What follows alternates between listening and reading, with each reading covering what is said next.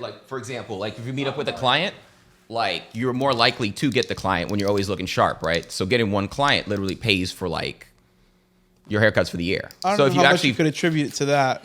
easy, if you go out your hair looking compared to like, whoa, okay, it always looks consistent, just right off the bat, It's that true. pays for itself. It's true. Consistency in like grooming is a really big up factor. I don't know how to say that, but a really big like beneficial thing.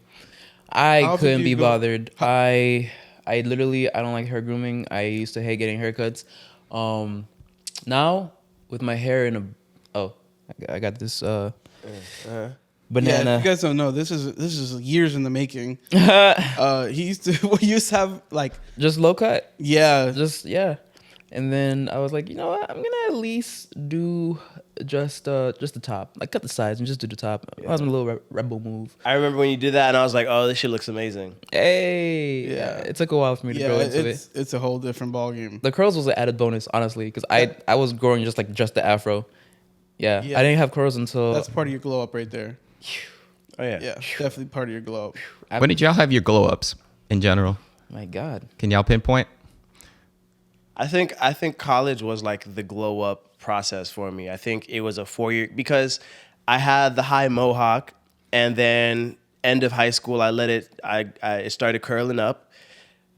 But then college I went through like the grow out phase of the sides. Like the sides had to grow out and catch up, and that was a very awkward like 2.5-year process maybe for the sides to sort of catch up and have it not look so crazy. But I also kind of started figuring out like my clothes, stopped dressing like a Disney Channel character, and realized like caring about how you look to some degree. Like, You used to dress as a Disney Channel character. bro, I would be watching fucking Good Luck Charlie, and motherfucker is wearing the same shirt I am. I was like, I Whoa. gotta make a change. Had a real Michael Jackson man in the mirror moment there. I paused the TV. It was back when we could pause TV, cable, and I was like, I went and looked in my closet. I said, this could never happen again. Disney Channel wardrobe Funny stylists enough, can funny never make the enough- right decisions. Yo, funny enough, I literally saw a tweet yesterday. They said Disney Channel characters have zero like I think it's like they it doesn't look nice. Like it's like I feel like it's on purpose. It's like meant to like it's like a disarray thing. Like either it's like it's not meant to be an influential style, or like you're not supposed to look at it like, oh yeah, that's nice, that's a nice fit. Like Not for sure. Well, having what they wear on the shows is one thing, but damn, when them motherfuckers used to go to like award shows and shit, it's still the same. Oh. no, it was like I no, don't- we gonna make this shit terrible. You gonna be wearing a plaid shirt up top, Polka dot then skirt. polka dot skirt, and then you gonna have a striped like little No, sweater, blue denim hanging or jeans under. something. No. No, hanging from whatever, and the blue denim jeans, Blue under denim the jeans fucking under. skirt. Yeah. Under this like terrorism, crazy. Yeah. when you grew up in college too. I grew up damn, it's so weird cuz like Wait, I I'm grew sorry. up- Glue up or glow? It's glowed up. Gloated. I was about to say the same thing. I was like, I didn't know that was Glowed a up. thing. You glowed up. Glowed What's the past tense of glow? glue. I Elmered up. Yeah, I glowed up in God, I think I was like 20 cuz it was 19. Wait, you were serious? Glue is not the past tense of glow. I feel like it was glue. Fact checking right now. All right. Thank you. Glowed. It's essential, man. I'm gonna say glowed for the sake of continuation. sure. I glowed up. I think like at 2021. I don't remember what it was the catalyst, but like the more that like my hair and my like physique kind of like just set into itself. Because I could always have muscles, but it wasn't until like I was like 19 that they were like actually like, oh, like they're here, and yeah, I think it was like, oh, like you got the hair before the physique, and the hair was like, oh, okay, like you look better. And then once I like that better. I was like, you don't look good yet. You look better. And then once you got in the gym and everything, then it really came together Yeah. for you. And then also the clothes as well. The clothes, I made a well. decision to like actually like get into how I style myself and like the clothes I wear. Because before I used to wear things that were bought for me, and like I remember taking trips to this like store, this little fashion store in the plaza, Follis. Yeah. That was the fucking plug then. Oh my Even god. though if we went back in there, we Not wouldn't buy touch shit. dent. I wouldn't touch a damn We wouldn't thing. buy shit in there. But that was an important step towards figuring out what we liked, even if it wasn't that great at the time. It was still like, oh shit, I like we were developing a style for ourselves. Yes. If it's not, even if it's not at all our style now. Yeah. That was our first developing of our style. We had the fucking we were sick with those Aztec tees. Oh I was my god. Aztec tees, Oh, the Aztec floral What's an prints. Aztec tee? like a tribal pattern, like anywhere it's on a it's a tribal geometric tribal patterns, the Aztec joint. Have it on sweaters, have it on tank tops. I could never wear anything like that anymore. Oh, no, I'm a for plain, sure, for I'm sure, a no plain more. Jane type of person. Like maybe just like a simple what is this called? A print, Sweater? a simple a graphic. print, a graphic would just that's suffice. That's a sick graphic though. Um, Bones, but- Playboy Bunny. but no, like I'm just plain Jane, like, and I know my color styles too. Like, All black. The fuck are you saying? no, it's not just all It's all black. black. Like we Nah, all have, he's keep him like that. He's my shooter. it's color tone. If I ever have to rob a bank, it's color. I can imagine him like walking out the bank like I woke up like this, but I have a colored. So I'm not gonna tell you who, but they had put me on like we all have a skin color tone, and certain colors look good on us. So I have like a fall color tone where I look good in like olive, burgundy, tan. autumn colors. Yeah, all the autumn colors, and that's all I have in my closet now. Damn. So you base your whole style off of Colors. an article. No, this is someone that's like, hey, you look good in this, and I do look good in those colors. He, You know, he met a bad bitch at the bar, and she was like, you know what? She was like, I might Like, fuck you you if know he was what? wearing some like If you had on some olive burgundy, I olive would verde. I'll fuck next time the I'm just shit gonna outta say you. I read an article. So That's like open highway to roast you. Like, boy, you based your style off an article? Look at you. This nigga reading Cosmopolitan, like, oh, you're right. 10 ways to wear that sweater that's been in the closet. so if you're listening, welcome to Eavesdrop, the greatest conversation you ever listen on. Let's do that one more time. Welcome to Eavesdrop, the greatest conversation Still you'll got it ever wrong. The most interesting conversation you'll ever listen in on. Actual. Welcome to Eavesdrop, the most interesting conversation you'll listen in on. I'm Chris. I'm Nouveau. Bent. I'm confused. What now? What do now? I was confused. No, I'm Esper. I'm Nouveau. I'm Danny. Hi. Can I ask y'all a question? No. right. End of the episode. Yeah, no, we don't do questions. We do statements. We do I feel statements. Oh no, please. Anything but that. What could you change about your life now, your lifestyle now? Having my own place. Wait, he didn't even finish. I feel you, but he didn't even finish the question yet. That could help you be more effective. That's crazy. That's crazy. See, I was like, Honestly, I have my own feel place, like but like now I'm like, that's still a good. you think? I was thinking, yeah. That's still a good idea. Like having your own place, but it's something. I was changed my thinking mind. more on the lines of. I was getting a tattoo. I was thinking. I was thinking something more on the lines of something like Can't let him know the next move, bro.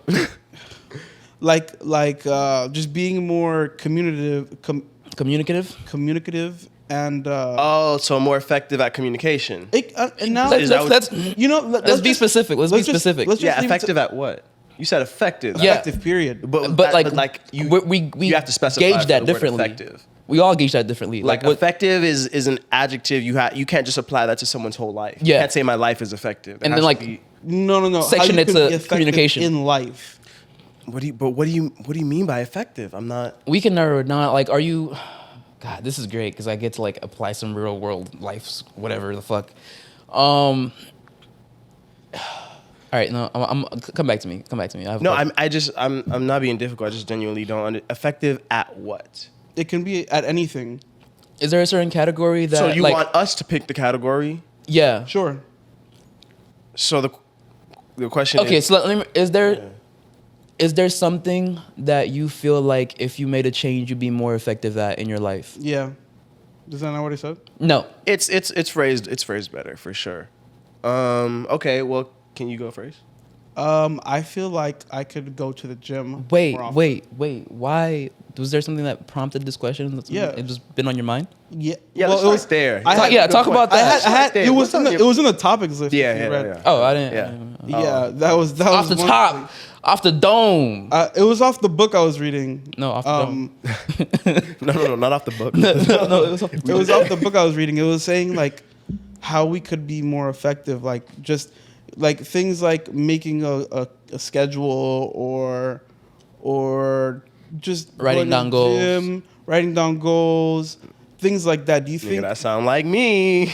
There are it's so I've had my fair share of experience in diving into self-help books, and it's gotten to the point where I feel like I'm starting to see the perception that people get when they hear about self-help books. It's like, oh, okay, like you're figuring things out, and like we all are. Some people Always. do it with the guide of wait, explain that. what do you What do you mean? Like people like, is it a bad stigma or is it a good stigma? It's like I would say bad. I don't think it's a good Yeah. stigma. I don't think Yeah. anyone's like, oh, you need help to figure out what's going on in your life. I think people the perception of people who are reading self-help books is like you're like that confused or that you need it that bad that like you're reading a book about it. You're rather struggling than at just being casually- human. Yeah. Really? Yeah. Like for Yeah. example, I went, and this is after I told you I have had my experience with self-help books, but I took a trip to Barnes and Nobles with my girlfriend, not at the time, but my girlfriend, and I bought a whole bunch of books. And the first book I bought, and this was intentional. I didn't want to get any self-help book. I wanted to get informative. Oh. Informative, like something like that just tells you information, like it's like a story or like a depiction of something, whatever. And I got this book called Atlas of the Heart, and it's basically like 87 psychologists or 13 psychologists, I forgot how many, but they sit down. It's a Big difference, or like Big difference. It might be 87 or 13, whatever. you know, I mean, that's some more. I don't know. Adds up to 100. We'll take it. Round it down. They identified all the emotions that they listed all the emotions that they identify when they make a breakthrough with their clients. So if they're talking with their clients and they're just saying like, okay, I feel this, and then they put a word to it, that's what they define. This is when you sent me that emotion wheel. I didn't send it to you, but I told you about it. But No. Oh, that's right. I but- looked up the emotion wheel. Close, And I was like, yeah. holy shit, I didn't realize how many. yeah. And I didn't realize. So there's an emotion wheel. I don't know if you've seen it or know what it is. So haven't. I don't. So it's a wheel. So it's a wheel, Mm-hmm. but like there are like main categories, and then branching those off umbrellas. branching off of these. So there's main feelings, I guess, in a sense. There's like categorical feelings like anger, sadness, joy, nervous. I don't know. Nervousness feels more like levels, But they all branch into like say you take sub-level. Say you take mad, like anger. Are you feeling upset? Are you feeling vexed? Are you feeling irritated? Are you feeling frustrated? But like something that can be a common line amongst men is that we don't really identify with those niche emotions that we experience. We just categorize it as like the huge thing, like damn, I'm mad, or like I'm upset, but like what you're looking for isn't that word. And I'm a big believer in the way you communicate, especially the first time you say like something, like a thought, is really important. And so like being able to communicate your feelings appropriately and identify them so that you can deal with them accordingly, it's a tool that like is really beneficial. And a lot of us don't have that like readily, you know? And that was my intention with that book. I saw it and I was like, yo, this is dope. And so I take it with me to work because that's the time, like I get like a nice 30, 40-minute break. You got a break at work? Before we start, we go to the cafeteria, we eat. I get fed, bro. Before you start work? Before we start like the shift. So That's not a we break, that's open. before the shift starts. We open, like we start opening and preparing the restaurant, and then we have a meeting, and then we go on break, and then we come back, and then like that's when the restaurant opens. Okay. So it's like a little Wow. What time do you go in? 3:30. Usually, I usually open And then what time? And you guys going for a little meeting? 3:30, and then the break would be like 5:15, and then that we open at 6 on weekdays, and then Y'all have a fucking hour and a half meeting before every. no, it means like 10, 15 minutes, maybe like 5 minutes. No, 10 The minutes. other time they're setting up. Yeah, we're setting up. Okay, Yeah. okay.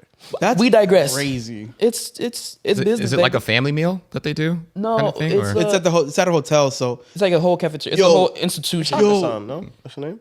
We're gonna beep that up. no, but the hotel, Sorry. Yeah.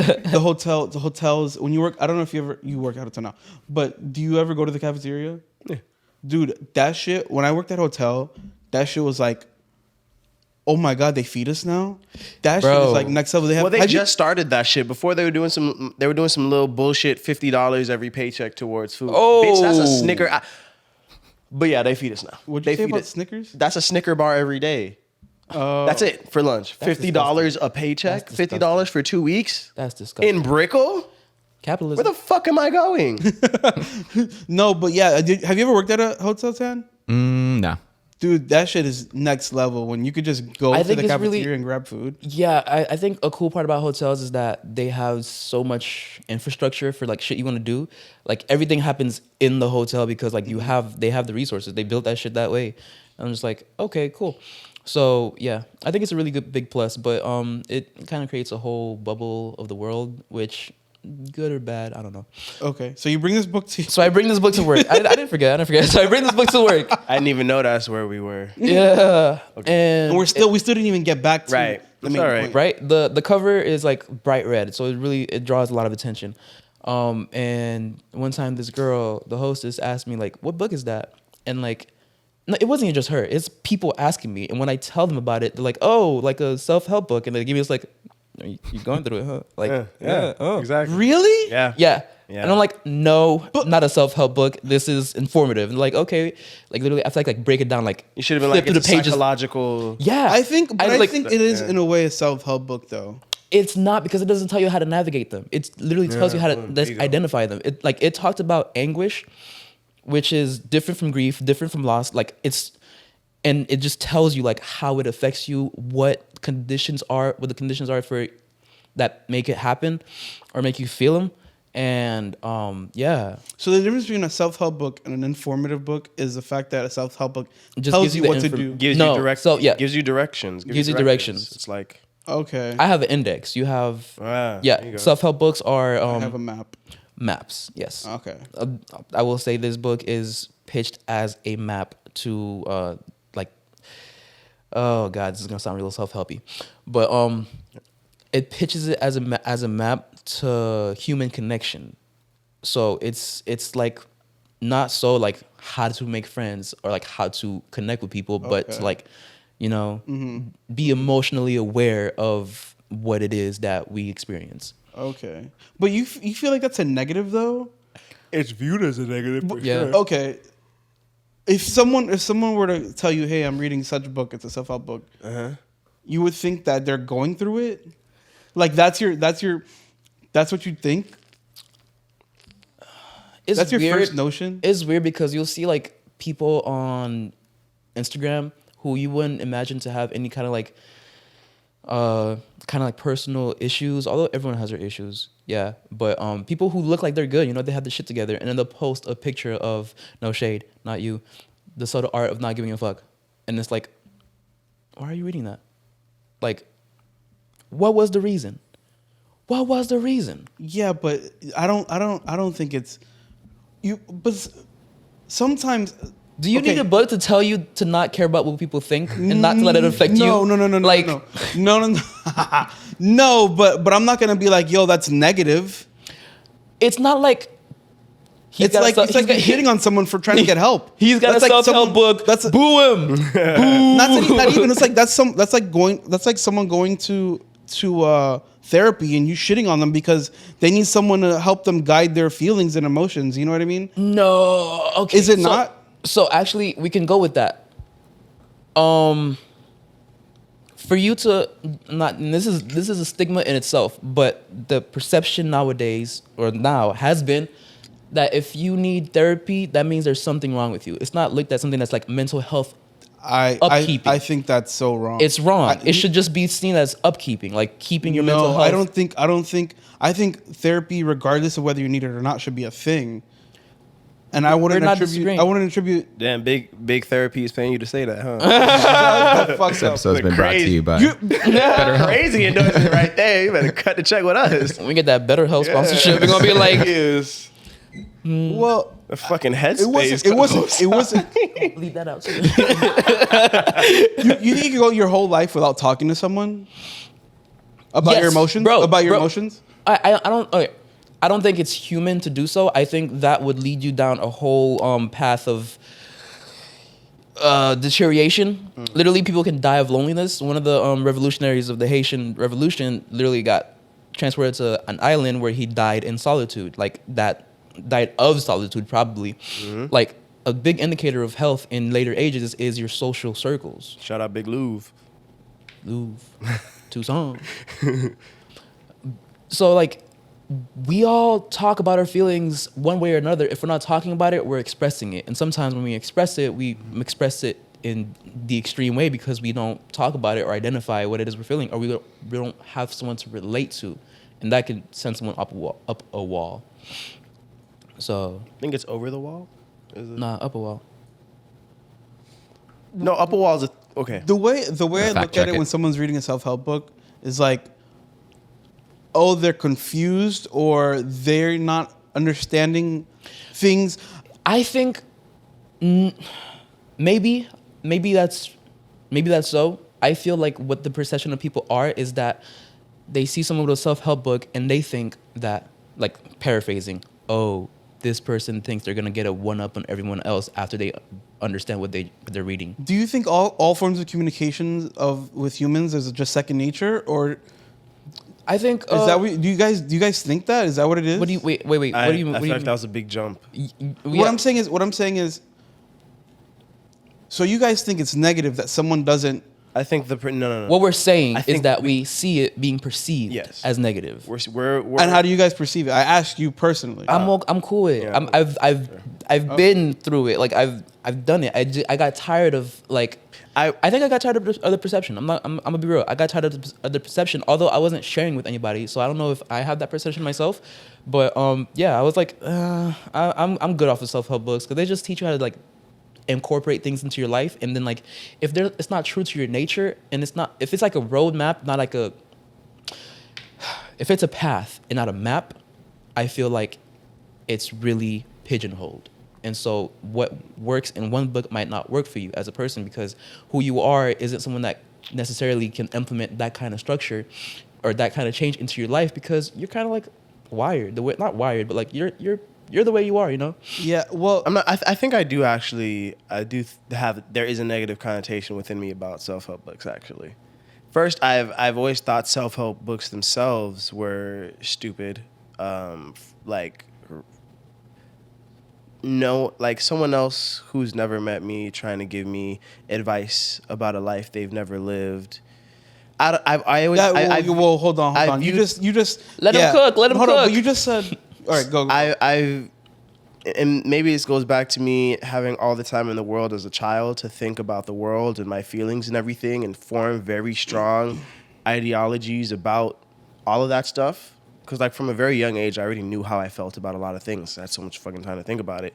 So all I see is it's just 300 or whatever, 268 pages of someone just giving me their opinion about life as they see it. And it's like, okay, I don't care. And I just don't know how that would ever help me. And so I kind of view people who read self-help books as not having those opinions and other thoughts already formed. Because if you did have them formed, why would you be reading it? It would just be like Part of your nature. it would be self-help books are like someone telling you how to brush your teeth. So when I see someone reading a self-help book, I'm like, that person doesn't know how to brush their teeth. They need someone at their big age to tell them how to brush their teeth. That's how I view self-help books. So I do have be that. referencing I do brushing have teeth that. so often. he's an elitist and he's an only child, so I can only. And you know, I'm glad.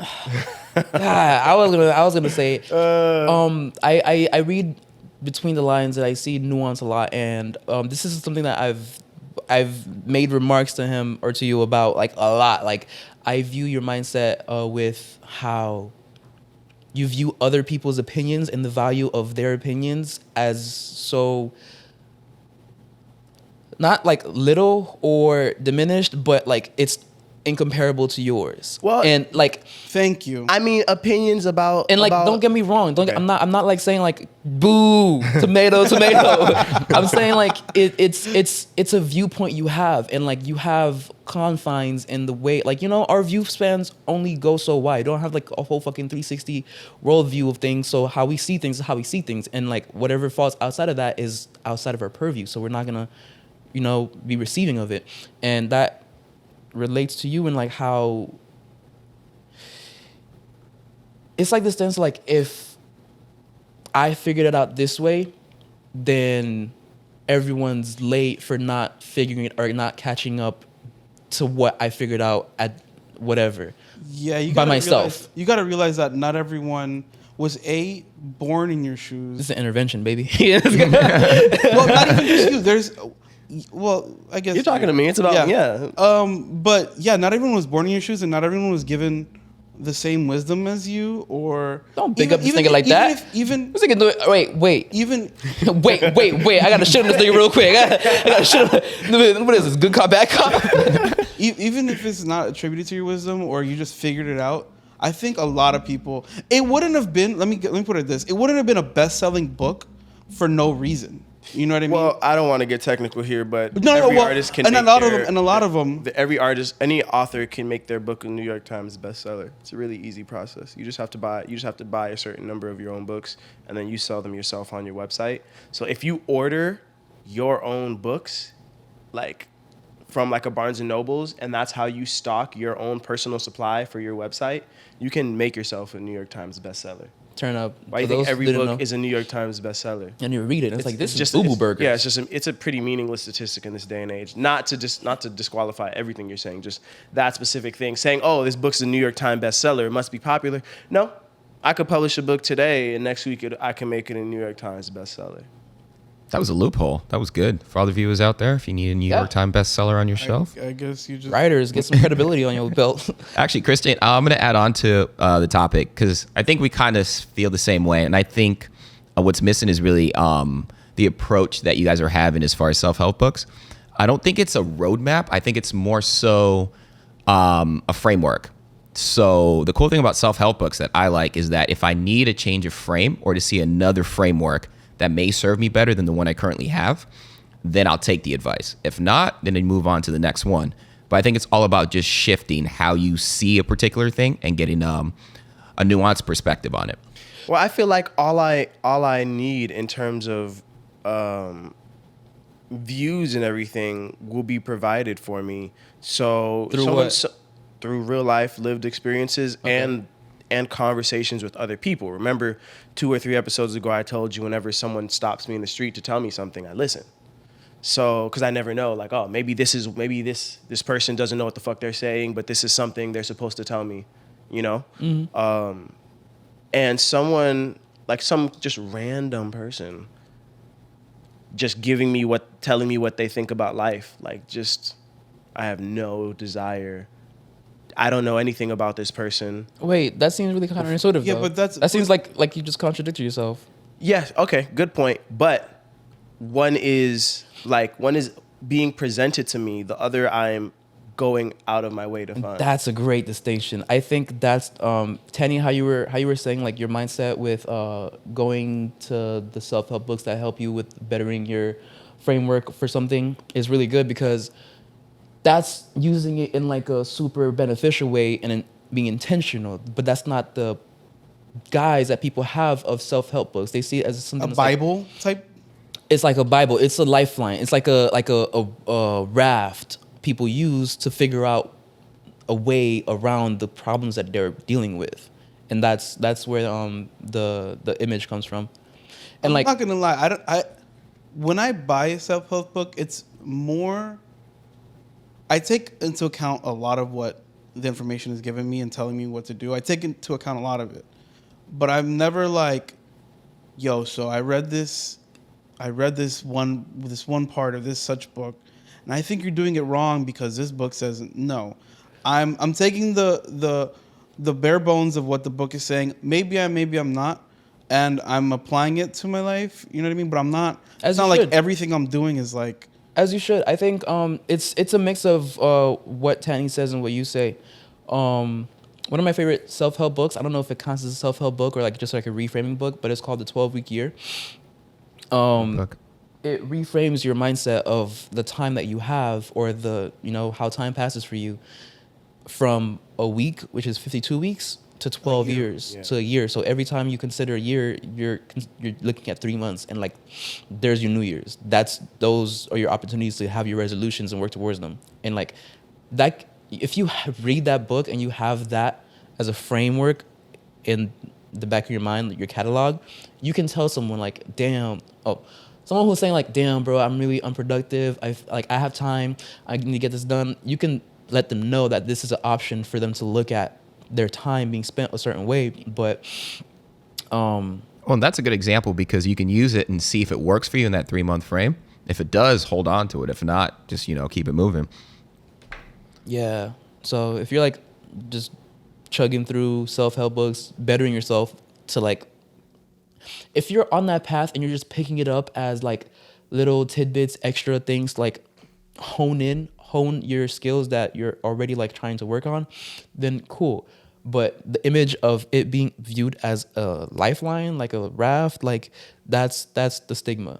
And like, yeah, like the books I got from Barnes and Nobles and Books are purely informative. I had this one called War and Peace, which is a look of human history during times of war and peace. I got one called Meteorite, which is about like the materials and minerals that fall from outer space and form into what we see in everyday life, Gold in the world, and not everyday life.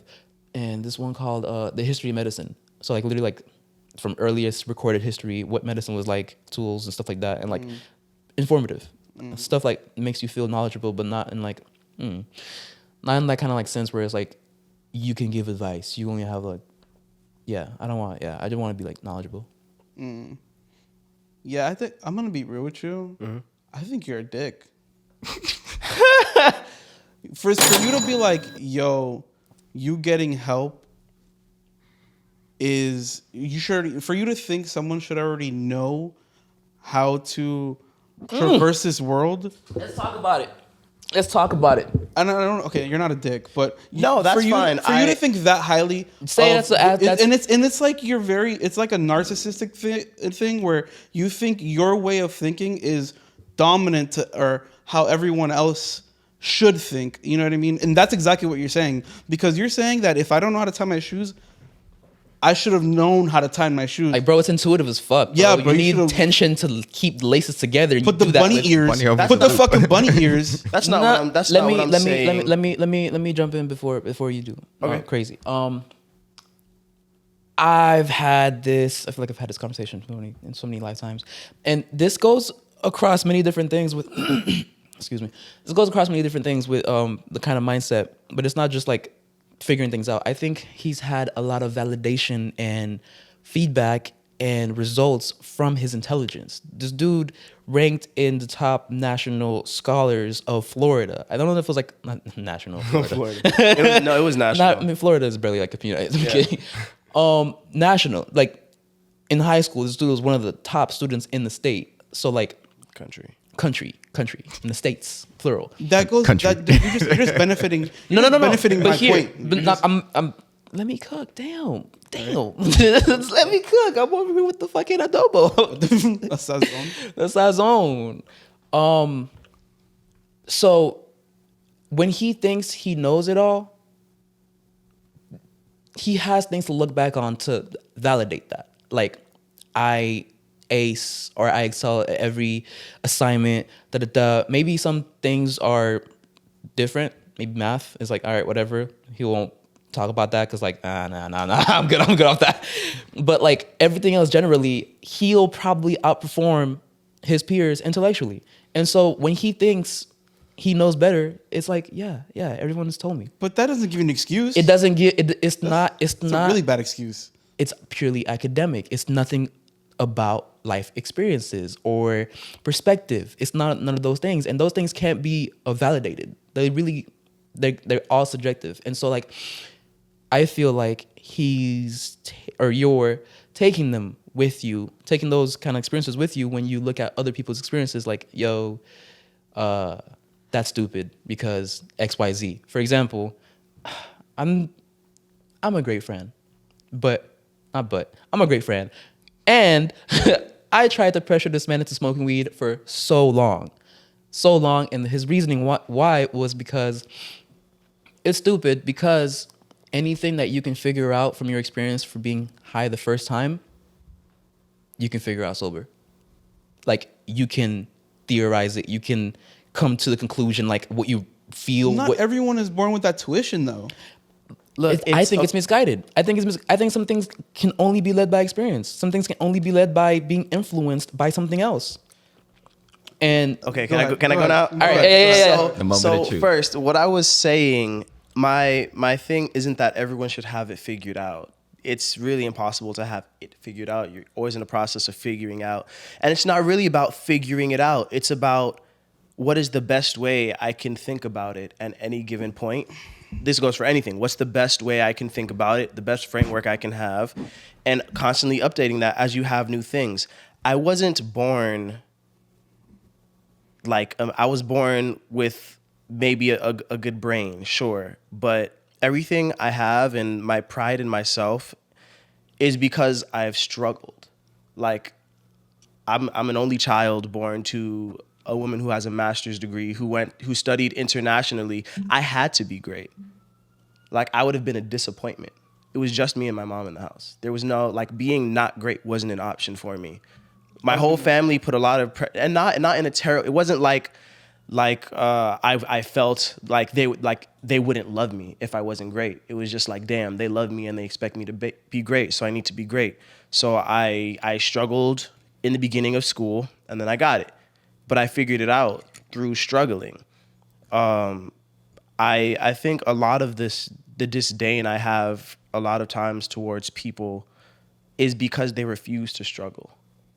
They refuse to fucking struggle, to be miserable in order to not be miserable anymore. They'd rather keep themselves at this point of being okay, just okay, and then not okay for a little bit, and then okay again, rather than fucking struggle and then be way better than okay, be amazing. And there's so many things I had to teach myself. Like, I had to teach myself how to mourn the loss of people. On my 18th birthday, I found out Rocky died. And then I went away to college. Freshman year, I had no roommate. I was alone in my room. I had to figure out how to mourn someone. I never called and asked my mom, what do I do with these feelings? I never looked it up. I never Googled that shit. I just figured it out, cried my eyes out. Then the next year, both of my grandparents died. And it was the same process. Like, all of my opinions about these things are because I figured it out myself. I struggled with everything. I struggled with the emotions. I struggled in the gym. I struggled with everything. I struggled with being in a relationship for 3 years and not falling in love. And is there something wrong with me? I fought with these feelings. It's a physical process. It's an emotional process. It's a mental process. You observe other people, but there are so many people in your daily lives that you can observe and try to figure these things out. But it's my confidence in myself comes from believing that no matter what experience I'm faced with, I can figure it out if I just am willing to struggle through it. That's I've been close to my breaking point so many times and not broken. That's where I have my confidence. That's why I feel superior. It's not that I look down on people. I tend to look up on myself, and I look down on people who don't look up on themselves. People who think, okay, this is as good as I'll be, or people who, I don't want to work hard to do this, or I don't think I can do that. Like, if you don't believe in that's who people I look down on. It's people who don't believe in themselves. And I feel like, and this might be misguided, people who are reading self-help books to some degree, they don't think they can figure it out on their own. And maybe they can't. And maybe them reading the self-help book is the correct decision to make. Maybe that's an innate difference between myself and them. But I just have ultimate faith in myself that I can figure it out. And so when I see other people do things that make me think they don't believe in themselves, that they can figure it out, or that they can accomplish their goals, or that they can be greater if they would just struggle. That's when I look down on people. It's a great take. Heavy. You said, and it goes back to like the resources that we're given when we're younger. I know that you weren't given many resources or whatever. I mean, but I was financially or whatnot. I was comfy. I was loved. What I'm saying is, your mom, and this is not even your mom is a very. She's a very not. I don't want to say dictator. She's a very wise person. She's very informative. As you said, she has a master's, so she's very disciplined as well, which I think all added to you becoming who the person you are today is. Okay? So whereas someone else that has a mom that is never home or is always working or that doesn't have a guidance that you had, I think it's wrong to say you don't know how to. Some people are just given this wisdom, this way of looking at things, and some people aren't. So when someone says, "Hey, I don't know how to do something," and they use another resource to help them figure it out, I don't think that's negative, and I don't think that any amount of struggling could. I don't think I can attribute it to just struggling, or I don't think anyone can just think about one thing. And you don't think they can think it? Not some people just can't think it. Exactly. Well, look, I mean, you said you think it's wrong to feel this way. Look, everyone has their feelings and their thoughts and opinions. The way that some people are the most happy being might be a way that I disapprove of. That shouldn't stop them from being that way. I'm sure there are some aspects of my life where some people would find all aspects of my life fucking stupid. I wouldn't change a single thing about it. I don't think everyone has to like everyone or like every aspect of everyone or like everything. It's not necessarily even being a hater to see something and be like, hey, I don't like that. I don't like that person for these reasons or whatnot. We're not supposed to like everything. You can't. If you liked everything, liking something is meaningless. No. But there's a difference between liking or not liking something and then putting someone down or thinking you're higher than someone because they don't think the way you do. There's a difference between putting someone down and thinking you're higher than someone. There is a difference. Difference. I think it's a very slippery slope. We're trying to split hairs here. Yeah. I think feeling or having the idea that you're higher than someone is going to come out through your actions or your emotions or your thoughts, and it can almost counterintuitively do the same thing as putting someone down because you treat your relation to them as someone who's inferior. And so, well, I don't think I'm innately superior to anyone. I'm not saying you are. I'm not saying. I'm not using the you as like. No. But I want to specify also that I'm not like, oh, I'm better than you just because I was born better than you and I'll always be better than you. It's just like. No. It's right now, I think I'm better than you because I'm trying harder. If you try, and again, and if the self-help books are your way of trying harder, then great. But I think I'm trying harder, so I view myself right now. There was a silver lining of the nuance of this. I love the word nuance. I fucking love it.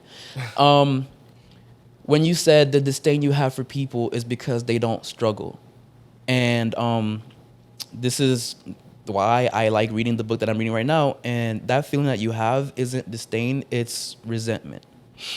Resentment shows up as the thought process of, I'm dealing with it, or I'm this way. Why do they get to be that way? No, well, I think... It's like saying I bust my ass every day to make sure I meet my deadlines, and this person's just chilling, nonchalantly coasting, and that fucking makes me that's resentment. I appreciate the difference you're trying to make, but I think resentment is more is a deeper feeling. It's more ingrained, and it's a more fundamental thing that someone will carry with them, or just it's a deeper emotion. Resentment is And the kind of is the feeling that will make you say some shit. Like we'll like plan out the shit, the mean shit that you're gonna say. And I mean, without having read your book, I do feel like I understand the difference between the two, and I chose the word disdain very specifically because it's a small thing. It's like an ick. It's like it's not resentment. I don't resent them. I don't. I mean, resent is a specific word. I don't know resent you're them. really. I know you're think really. it's just like you could be working harder. Fact check? I don't No, think I don't think it's necessary. I know you're really. I know how selective you were when you made that choice, but I think where because something that draws to resentment is like, oh, I busted my ass and like paid off my student loan. They should have to struggle through it too. the thing is the comparison, because disdain you can have disdain for something without having any kind of relativity or experience to it, to what Yeah, you're examining. that's true. Resentment is oftentimes in contrast to something that you hold to yourself. So like, Okay, so if you're gonna say resentment is disdain that comes with the comparison, then yeah, that'd be resentment. Although I don't identify it, I identify resentment as something different. Like when someone says I resent this, or like that's a strong feeling, and I think this is a much lighter thing. I think there's somewhere in the higher It's just degrees of that feeling is like spitefulness. Like that's where like you're like, oh okay, yeah, it's like just pure hate emanating. But I think what is that feeling? Can you put that into a word? what we it's like, how's your emotional intelligent boy? what we've been describing. Yeah. I think it's a disappointment. It's a disappointment I feel that someone doesn't believe or doesn't desire to live up to their full potential. And it, The and feeling, it attributes the feeling of triumph that I feel, and the joy I get just from being alive, like being me, and not being me because I was born me, the person who I've built up. That's my ultimate source of pride. Leo. And people that, well, I mean, it's that's not fair because I'm just shitting. Okay. I'm just, that's that. So here Yeah, and it's like when other people just like it's disappointment. It's like, damn, you could be so much different things. You draw value from all kinds of different things in your life. What you value might not be what someone else values or prioritizes for them. Yeah, and I'm aware, and like I said a little while ago. Speaking of which, actually, everyone should be the way that they want to be. Naturally, the way I am is going to lead some people to dislike or disapprove or feel disdain towards me the same way I for them. It's just a thing. Let's take him off the stake for a little bit. I mean, let's take him off the stakes. Stake. Wow. What is that person for you? Like who you want to be? Okay. Like what does the future version of yourself, the version of yourself that you like dap up, like, thank you for getting there? So it's crazy that you say this because I was thinking like it doesn't happen. This thought doesn't happen often, but I think about, if I died right now, what or who of an impact did I have on, and who would be there, and what would they have to say about me at my funeral? You know what I mean? Damn, don't make niggas emotional, bro. Come on. I'm not gonna lie to you. One of the times I cried my fucking eyes out was watching The Stars in Us. I mean, something in our The stars. fault around our stars? The fall, Is that it? The fault? something in The our fault stars. in our The stars. faults in our stars. Yeah. And there's a scene where the dude has cancer. He lit up like a fucking light bulb on the test, and it's terminal. And he knows this, and so he's with his friends, and they do like a mock funeral for him, where like he's there in the chapel and they're going up and giving eulogies, and he's witnessing his own eulogies. And I had that thought of like giving this man's eulogy, and I was like fucking taken out. Like, so You didn't think about my eulogy? What does that say about his astrology? What's his sign and shit? Libra, he's like, you can do this, but not that. All right. Astrology moment right there for sure. Oh, wow.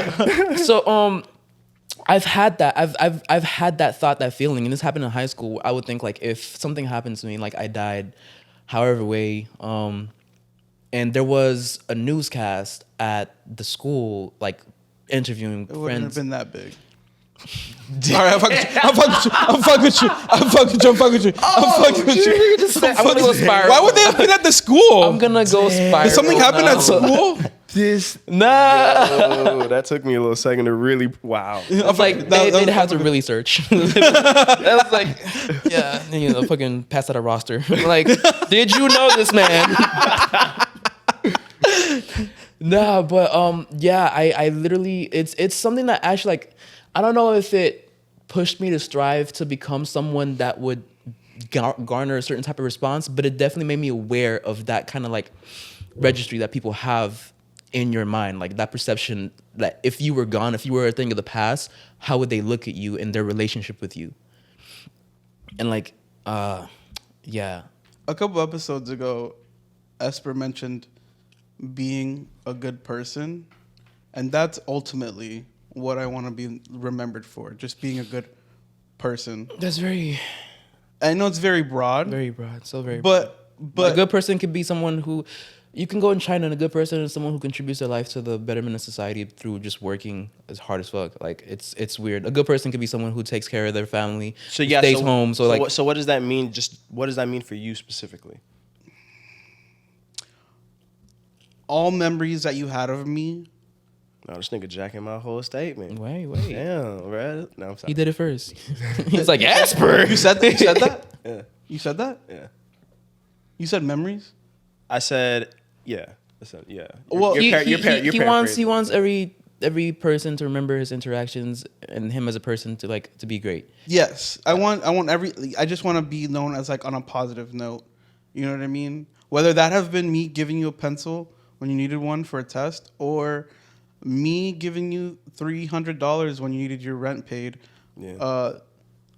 Which is not gonna happen anytime soon because I'm broke as fuck. But Just Klarna that shit, bro. yeah, yeah, like just positive all around, but like something that really touched you, not just like, oh yeah, he held the door for me, you know, not a Naruto shit, you know what I mean, where he just passes you by, he says hi, and you're like, that's my dog. I'm not a fan of that. I'm not a fan of that because I think it might be for reasons you might relate to, but it doesn't give you a full breadth of the way you can be. Like, it doesn't give you space to actually like have all your spectrum. Yeah, but I'm not gonna be too specific about it. let me. No. What let I'm me saying get is like if you're good to everyone, then who can you? That's like implying that everyone's good to you and that every time you reacted, you were always good to them. Let me expound upon that then for the specifics. I want people, me personally, I want people to view me as strong. I want people to view me as intelligent, thoughtful, caring, righteous, justified, adaptable, talented, generous. Like, and I can break down specifically those sort of contexts. Did I not tell you he's a list man? Like that, I all of these, and it's really, I know that just sounds like I'm being very general. Like, oh, like Is this your first time articulating this? Definitely not. No. He has a full fucking eulogy written about it, or wait. a whole obituary. I mean, it's yes, it's my first time saying this out loud. It's just, again, like I said, like I'm constantly observing myself, and these are the aspects. I practice piano 30 minutes a day. I want people to view me as talented. I'm in the gym going fucking crazy. I want people to view me as physically capable, strong in that sense. And I also stand up for people who might be too nervous or whatever to stand up for themselves. I want people to view me as strong and righteous. I make informed decisions, and I'm able to quickly problem solve. That's intelligent and adaptable. Courageous, I go out of my, well, I kind of said that already. I go out of my way to like stand up for those and whatnot. It's courageous. Like it's behaviors that I strive to, like, I want to, like, look back on my past actions and think, oh, I did the right thing. And the way that I want to be is those words. So when I say I want to be like a good person, like I said, I don't want to just be a good friend or a good son or a good, you know, because you can have someone like Beethoven, who was incredibly talented, but like was he a great like friend. We don't know. And I mean, obviously at large, people aren't going to know that. But the people who are in his life personally, like the facets that they know him in, like they know he's an all around amazing person and just lived a life that people should strive to replicate in their own way. Have more virtues than be more virtuous than not. Yeah. You don't want That's- to look back on like hiccups. Yeah, and you know, like obviously I'm human. Niggas cut me off in And that's- traffic. We've talked about me in driving, but yeah, I see. To be specific, to show that like there are specifics involved in being a good person, like Chris was saying, like And it oh God, triple DA. Can no one take that away from me? oh god, every episode, Every Talk it, time don't suck it. don't say it. when I hear something, Those like are that, functions. I think why? Because like there's no way of being a certain way or performing without context. We are only animals to be perceived in a context of each other. So you do this for the perception that you garner from doing it. Like, and that in turn results in giving you this kind of like validation and satisfaction and feedback that it serves you to a certain point. So Well, No, It's- but it's- you're not it's- taking anyone's opinion into yeah, account. it's not No, like he- what no, you no, no, no, view yourself as. it's not like people are like, hey, Esper, you're a righteous person. And no one ever will say that to me. But it's a feeling. No one's gonna be like, bro, because people. That's what kind of person like throws righteous as a fucking compliment. Like, hey, you know what? Like, yo, my friend's pretty righteous. That's the shit. That's the shit you hear in church. He's righteous. In church, bro. That's the shit you hear in church. Yo, Yeah. righteous as pastor. the righteous brother, The land belongs to the righteous. Lord. Okay. It's like, and there's a part of me that looks at people who do things to garner perceptions from other people as innately like backwards. It's hard to phrase what I just said and say. It's hard to say what I just said and be like, oh, like the perceptions of other people aren't involved in it. Because I said I want to be someone who leaves a positive impact in someone's life, and that's inherently subjective. Yes. So there's no way for me to articulate. There's no way for me to articulate that. Oh, like it's not really like Driven by other people's Yeah, it's not perception. driven by But other people's perception. It's driven by our Other people's perception is the imagination rubric. of other people's perception. And that's where it gets like super inception, super meta, super deep. Yes.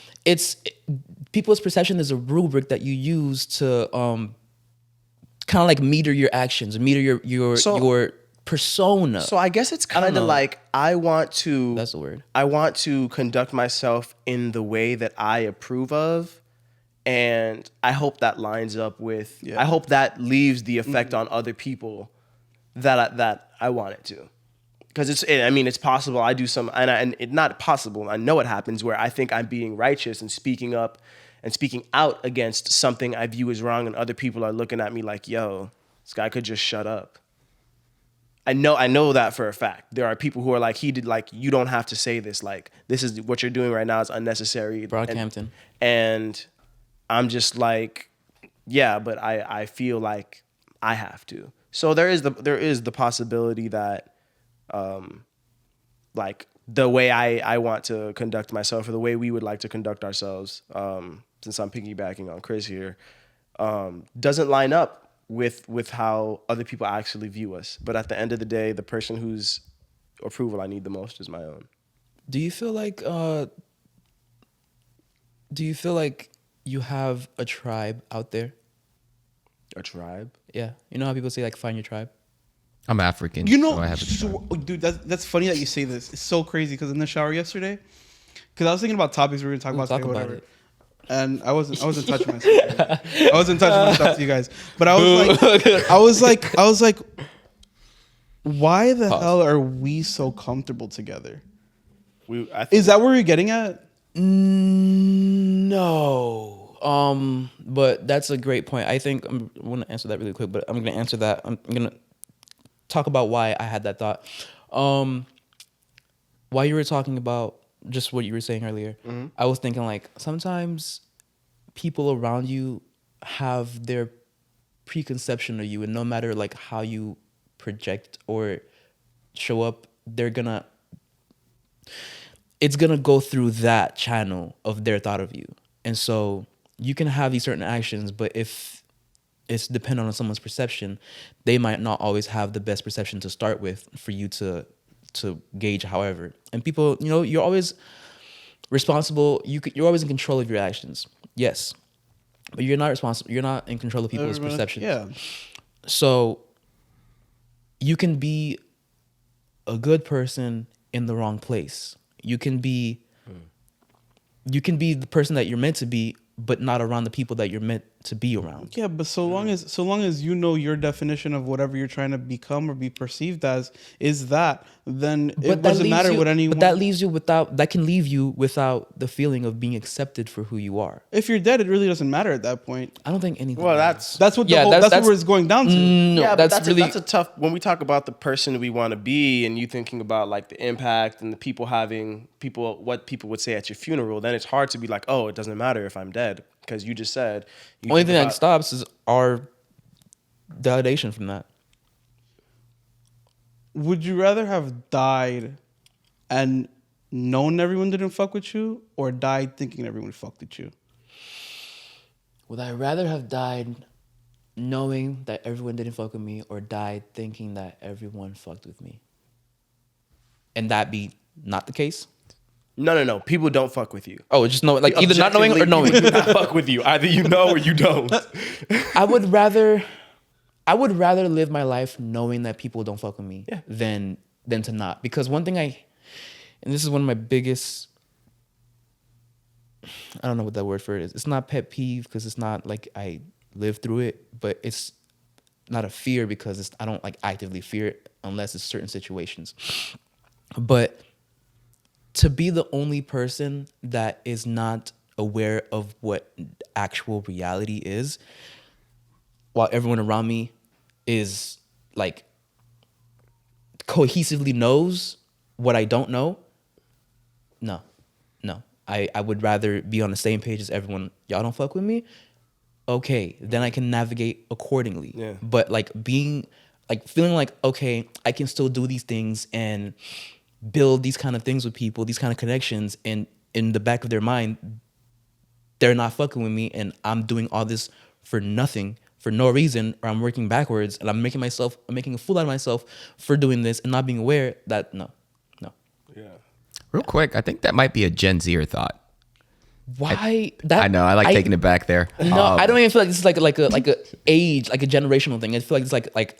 Well, I think it was the It's same thing timeless. backwards, right? Because you said that you'd rather be on the same page as everyone, right? But before you guys were saying that as long as you're happy, no one else's opinion matters. So I don't think you guys are actually considering the power of actually. Wait. Who was saying that? As long as. What you were saying, right? As long as it makes you happy, right? Doing whatever you do, Yeah. you're good, right? Being the person- Isn't that yeah. same thing in backwards? Because you're saying that you'd rather know than not know. But isn't there ignorance is bliss? I'm gonna ignore the ignorance is bliss part, because that's a whole other. Well, it connects to that as in the sense that it's backwards, right? As long as you're happy and you know you're happy, do you really have to know what everyone else does know? Because Well, you're it's- ignorant to the fact, but it still makes you happy. Right, Do you but- have to know it backwards? It's not having to know. It was a A or B question, and it's because it's I think that the two are connected. If I approve of myself, I'm straight. So let me know that everyone doesn't fuck with me, like rather than not know. Like it's you want to be accurate. I think it's just a desire to know, like I said. You got Like 3 things to be about. Nuvo said, Thank you. It's about knowing the reality. Yes. You know, You are. I think this is the case. Truly, you are due. And okay, maybe I don't think this is the case, black and white, but I think people should have all the information relevant available to them as they make their decisions. Like, if you're lying to someone by keeping something from them, then that's like manipulating people's perception. That's righteous dude right there. It's pretty righteous. that's and it's actually it's one of the kind of things that drives my thought. When last episode I was saying like what I learned from relationships is that you should genuinely be yourself. So like if it's like a little disdain, if it's disapproval, if it's like all these things, like it should show, because that's how you genuinely feel. If you're masking that, then you're doing both parties a disservice. So I feel like we didn't fully address. I feel like I'm not satisfied with the explanation I gave to you, Tiny, but I think I got a little bit of an understanding, because you kind of flipped it back to the sense that, you know, if you're comfortable in yourself, then you can handle having all the information, is what I got from you. there we go. Yeah. Okay. So serious. We getting serious in this. I was like, it's got dark today. That's I think this was crazy. attacking me. I had to go on the defensive. Damn. I had to pull out the trauma on these niggas. Boy got emotionally jabbed up. Well, Hold on, my best friend died. What now? Am I still an asshole? I got it out the I mean, Oh up until today, my eulogy to you was very extensive. But after that, It's like, After I shitted on self-help books, he's like, you gonna he's be like, it was like I read a book to tell me how to. I read a book. He would have loved to read that book. Maybe some shit would have changed. But should have read a self-help book about how to not die, bitch.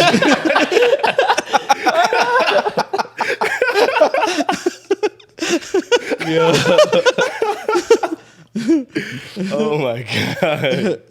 can't funny. Sheesh. I feel like none of our episodes has been like. Heavy. No, they've been so general. Yeah. Yeah, We haven't done a subject yet about like a current event or anything.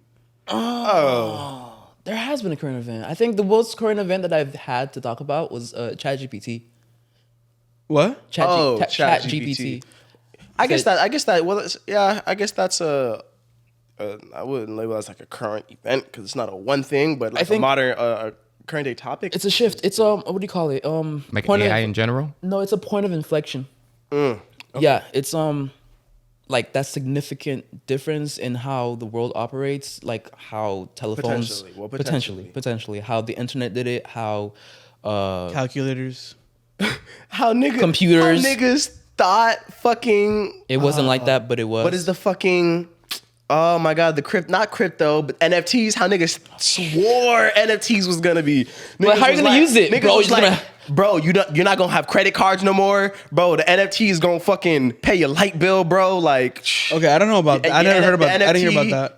No, niggas was acting like what are you NFTs were gonna fucking like really change the game, and then we got ugly monkeys. Got fucking pixelated 8-bit fucking monkeys, bro. hipsters. But like, I don't really want to launch into a conversation about NFTs, but it is a shame because Let's not. No, I'm just gonna say there is amazing utility in that. So it's a shame that that's what it amounted to because there is They've yet to be genuinely realized. They've yet to be realized. Yeah, I thought utility was amazing. I thought on paper it's like. but we haven't. There's been no actual application of it. Not really. What do you mean? There's been no application Outside of like financial stuff. But that's really it got bombarded. It got diluted and bombarded with a whole bunch of like shit. Like art is like the worst application or the least. Yeah, like in my as I've beneficial. seen. Yeah, it's societally beneficial. It's like the bottom tier application of it, and that's where it got stuck. Maybe that's where like we were able to interact with it at because make use of it. You have to have it's money. Because that became so profitable so quick. They were like, fuck the other shit. Fuck housing contracts, NFTs. Let's just fucking monkey it up. Identity. Like they could lock down people's identities with that shit. Just fucking monkey it up. It's getting monkey business. Like, that monkey a fucking joint. Yeah, bro. That was like so yeah, that was NFTs. Enough NFTs. Yeah. That was a quick take. Our public opinion. Yo, now, if anyone that's how we crazy. feel, now We y'all don't. know. We don't. That's it. Yo, that's crazy. Like a 2-minute take on NFT just comes down to monkeys. All we needed, bro. That's all. Yeah, they did that to themselves. That's And crazy. just leave it. Yeah. That's Leave it, crazy. yeah, just leave that shit right ChatGPT. Have y'all ever used it? Yes. No, we Abused talked about We it. know Yeah? we've I not don't think talked about it. We haven't on talked the about it. podcast. No, no. Yes, the fuck We talked about have it for a not. little bit. Yes, the fuck we No, we- did. we Yes, did? we did, bro. We talked about it. Okay, maybe. We talked. Yeah. I mean, maybe, we've maybe. had this we've had a Yeah, let me- conversation. We had a long enough conversation about ChatGPT to like. What let's- is there? Oh, what was the first time? This was a conversation that came up in earlier, so I'm like kind of just recycling the shit. Not, whatever. Wait, But hold I on. thought it was What really did you interesting. mean about that tribe shit? Oh, The Aztec? no. Oh, my fault. Because okay. Like, what did you bet your parents at? Why'd you go Aztec first? I'm curious. Because it was. Nigga, the trips to follows was formative. What the fuck? No, we were talking. We had mentioned Aztec patterns earlier, yeah. and those are geometric yeah. So, Oh, that's funny. there are people who have a very similar nature to you, and like they mesh really well. Maybe it's not similar, like mirroring, but like people that are like who you are as you are is where you're accepted and you're like meant to fit in, like without friction. That's what I was- It's that's a what- popular. It's like there are tribe movies like The Goonies or like Perks of Being a Wallflower. Suicide Squad, Perks of Being a Wallflower. If any of you have seen mid 90s or some of those, a lot of coming age films involve our protagonist finding the tribe and being the new person in the tribe. But it's like, oh, It's so they fucking finally- effortless. They finally found their Mob- group of like-minded people. I was gonna say Mob Psycho, but like him joining like the self-improvement club is that, Yeah, no. that's like a That's what I was getting to. That's exactly what I was saying. you were gonna I- reference Mob Psycho? No, it's I referencing. was like, nigga, let's go. I was saying like why we were so comfortable with each other, or why we're friends. And you're saying exactly like yeah, we yeah, all lived in yeah, the same I forgot. area. We all live in the same area. We all did the same things. We all fit into this puzzle that just and even when we go out with each other, it's like seamless. I think it's because we met during our formative years and we were complementary enough to I'm going to use that puzzle to create a rough puzzle, and then we grew to complement each other better and better. That was yep. We definitely all shaped each other's personalities. If we never met, none of us would be the same people. For sure, 100%. We formed each other. Right now, we work so well together because we made each other work together so well. Like, Yeah, if there was a part of my personality that I saw like didn't work well or whatever, like, all right, we're done with that. Like I remember I used to be more physical, and then like in high school, and then one time when we used to meet up at the Burger King? portables, The portables? the portables. One time I hit one of our friends like on the back of his neck, and he had just unbeknownst to me or anyone else, he had been having a really rough day with school and with family shit, and he started crying. And I was like, I'm never gonna do that again. I think I know who it remember is. this shit. I remember this shit. I was like, I'm never gonna do that again. That's done. Like I'm done. and he was white, so it was like it showed. No, Yes, he was. No. because I know exactly what you're talking about. How hard did you hit gets- this kid? I just to He be, gets red very easily. no. The person was not white. I don't know. No, No? Black? yeah, Light skin. Oh, yeah, no, not light skin. Never He mind. didn't get red. Light But yeah, skin did. I know what you're talking about. I used to hit my friends like not out of ill intention. Never when I was mad or anything. But I was a playful hitter. I don't remember. No, you were aggressive. I don't remember that. I was very. I know he like I had him in PE. This motherfucker's aggressive. the most aggression I remember from you is like I'm not saying like it's aggressive, but like the highest form of it is like when we're like at an event or at a show and we're like getting hyped in the crowd and like you like put your arms around me and like we'll like jump to like Oh, yeah. like that's like But yeah, I stopped. Yeah, that was like so that's just an example of like, and I'll never forget that because I was like, oh, like this shit's not cool. Like, I just made one of my best friends cry. Like, and again, he was dealing with some other stuff, but that was like the tipping point. Like he was probably gonna be straight and just be fine for the day. But yeah, so little things like that. Because of that, I'm not a physical. I don't touch people very much. Not to say that was a total pendulum swing, but it made me rethink, and that kind of Boundaries. influenced me. Yeah, I enforce a more strict physical boundary now, and not like, oh, I want to still be that. Like I just How comfortable are you setting boundaries? I find Wait, Chris. I want to catch you off guard. You see, the thing is, I haven't. You haven't had to set boundaries? Is that what you're about to say? Let him cook. I mean, other than probably in a relationship, but even then, it was pretty. The relationship was pretty primitive, so it's like. That shit was rudimentary. Well, when I say primitive, I mean it's like we're still like I still don't think I've had a successful, mature relationship. So, Really? Yeah, I agree. Really? all right, fuck you too. Oh. But I yeah, want to chime in. What do you deem to be successful? I feel like you've had. Someone gave me the tidbit. When you're with someone, you either marry them or you break up with them, and that Well, if that's mainly the case. Yeah. If you're gonna judge it by that, then where you see success is like, I if you want to don't judge it by think- success, but like, I don't think that's what he Relationships- means. I think he means like a healthy function. there you go. but you said successful. I don't know if like That- And that's what I deem as like a yeah. a healthy Yeah. Not relationship to last is forever, but just Yeah. Okay, because I feel like you've had relationships that like felt like they were successful. Like Yeah, they felt like they were. I don't think they were healthy though. Exactly. So that's why. All right, what do you say? It. I think say what No, you just. That's not. It's not you, bro. It's not you. Oh, but yeah, no, I don't he think just I've likes ever, girls to swing on them. I don't know, and that's crazy because I don't. Now I'm gonna get like 3 DMs. Just like I don't think. I just think it's funny how. Starting a. But what was the initial question? My bad. Setting boundaries. Oh, setting boundaries. Yeah. Yeah, I haven't had. Because the thing is, you have to be slighted to set boundaries. To know you. Yes. Actually, to enforce boundaries. To enforce. The other day, I'm so glad you brought this up.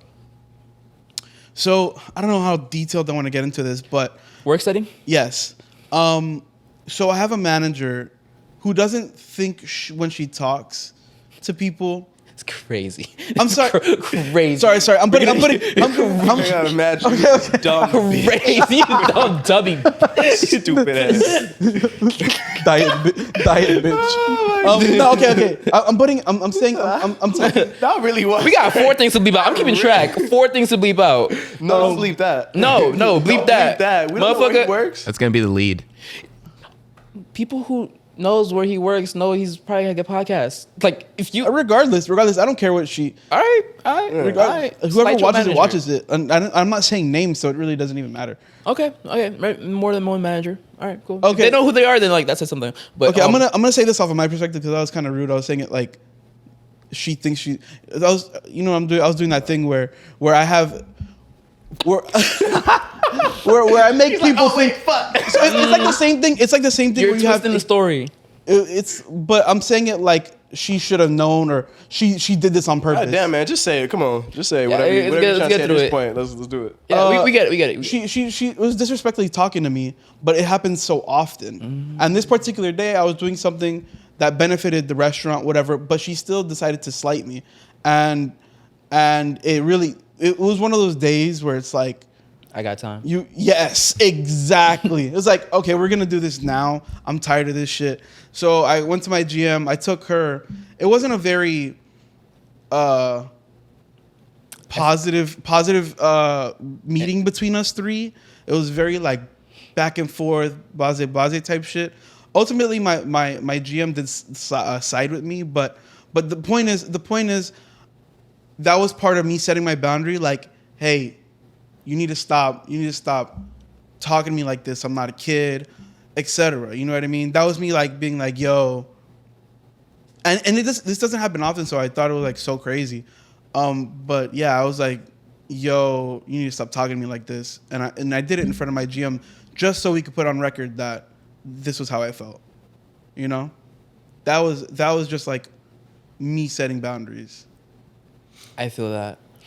I relate to that. I had to set a boundary with my one of my supervisors, one of my managers, whatever.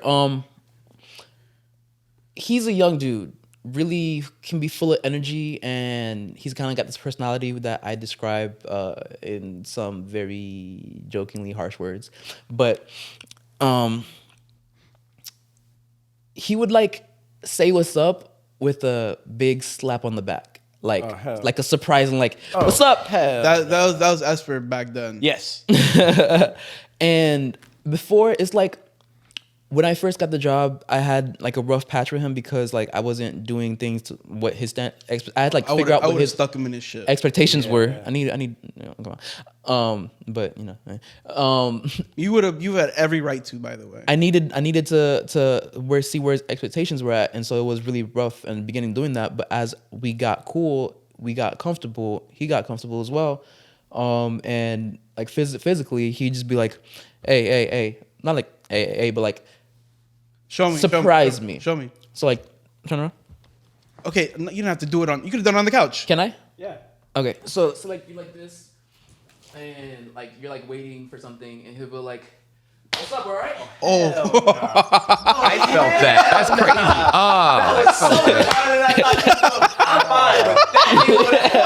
That nigga, I would have been like, I'm gonna show you what's up, nigga. Step outside. You gonna go up, all right? That's on mind site. you, like, That's on site. No. And like, Wow.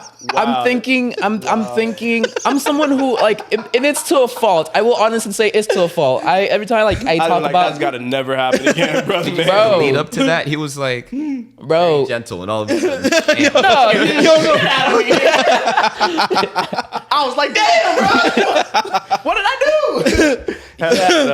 oh shit! It would always that was left field. Yeah. yeah, Oh, yeah, fuck. and like that was one of the dynamics in our relationship for a while, and like it was never like with animosity. It was never like disrespectful shit that came up. It was like a way of greeting and like, oh, how's it going? But like I'm thinking like this is his personality, and this is how he relates to people, because maybe he's like some type of like sibling, like this is he like, you know, rough, like shows like kind of like emotion, like I fuck with you, and like I'm giving him grace, and like the longer this goes on, I'm like, and then I had this incident where I slipped and fell, and Kicked you in your shit when you fell. he's like, hey, why not? Like you fell? Get the fuck up. Like hold on. You good? How you doing? But now, Like, what? I was like hunched over, just waiting for like shit to happen, and but he came behind me and like gave me a slap on my back, like right on my, landed on my spine, and I felt that shit go all the way up, and I was like, nah. I was like, nah. Never. So I was like, do I want to do this? Because like it's all amicable. I don't like, you know, we can like go back and forth. Like with all kinds of disrespect, disdain. Like he'll roast me. I'll be like reflect it. Like we can do that. And I was like, nah. I need to like check him. And so I went to him. I like shook his head. I was like, hey, yeah, this whole thing with like putting your hands on me, it's got to stop. You got to chill. And he was like, what do you mean? He's like, I tried to like rationalize it. Like, I didn't even hit you that hard. Like, show me, like, do it to me. He did And the I'm like, excuses it's not, thing. I'm like, it's not about that. Like, deadass, like, you don't know what's going on with me. Like, you need to stop. Like, and then since then, like, nothing. But like, some people, when you enforce boundaries, like, they Oh, kind of so like, it was a good. they retaliate in other ways. He was receptive. Yeah. He's a general, he's a manager. So like, how, Okay. I'm gonna take his ass. Like, no, I'll be like, yeah. And if he retaliates and fires me, wrong for termination or something like that. I don't know, but whatever. You see the color of my skin? So yeah, it's funny. I say that what I just said about people retaliating when you enforce a boundary, but I'm gonna call myself out and say that I did that with someone who enforced a boundary with me, although I really feel like it was a convoluted way of doing it. So this is I don't really talk about the situation with people because I just keep it to myself because like me not talking about a situation probably leads to me being the bad guy if other people hear about it, because there's only one side that comes out, and when you talk about sides, people oftentimes don't say it in a way that's very neutral. That's why I had to come out like that. Like if I would have said it, I was trying to be objective as possible with my story. How explain yours? So And try to be as objective as possible. okay. Me and this person at work were really close. We were able to like show means of affection towards each other, not like romantic, but like, you know, playful. Give me an example. Like how you play with coworkers at work. I don't know how to like describe it. Like, give me an example. Like we were close enough to like hugs would like was an okay way to like greet each other. Okay. And like there's times where like I'll be standing near where she's working and like she'll like tug my apron off.